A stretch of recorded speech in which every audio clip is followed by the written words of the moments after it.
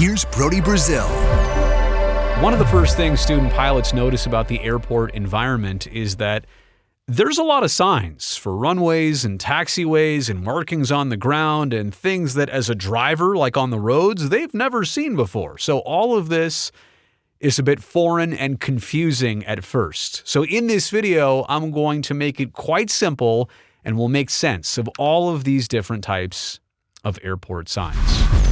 There's a color importance here.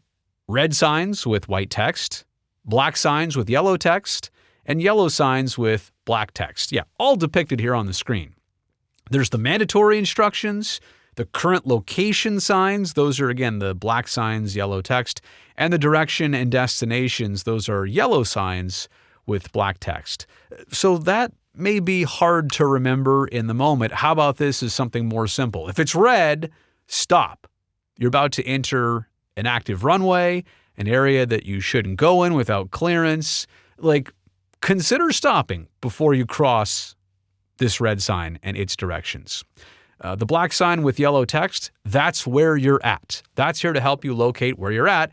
And the yellow sign with black text on the bottom here, that's how to get somewhere. It's kind of a direction sign. So stop, where you're at, and how to get there. If you can remember those colors with those messages, it'll greatly help you around the airport environment. And there's different variants here of the mandatory signs. Like, for example, if you were crossing the 4 side of runway 4-22 or the 22 side of runway 22-4, that's second. Or if you're about to cross the runway 4 approach end or an ILS critical area that you would about to be entering into if the ILS and instrument flight rules are active, or there's just a flat-out do not enter sign there on the bottom. So all of these respectively mean that you can cross with proper clearance, but if you're not sure you have that clearance, might want to double check. That's why they're red, right? To catch your attention, to really have you not second guess, but confirm and double check what you're doing. Then there are the location variants, like, for example, you're on taxiway Bravo. Enjoy taxiway Bravo. You're on runway 22. Okay, enjoy that. Now, you probably would have seen a red sign to get on it, but maybe now that you're on it, maybe taxiing to a different runway, you'll see that. How about the black sign with the white text? Oh, that's new. That's different. That is the runway distance remaining sign in thousands of feet. So on the runway only is where you'll see this type of sign, but that means 7,000 feet on this runway in the direction. Now, if it's a 10,000-foot runway, just to make it very clear, and there's 7 remaining, there's about 3 behind us, what do you think is on the other side of that sign? It's a 3, obviously, right? So as you keep using up more of the runway, yeah, you're going to see, you add full power, there's 9, there's 8, there's 7, there's 6. Hopefully you're rotating soon.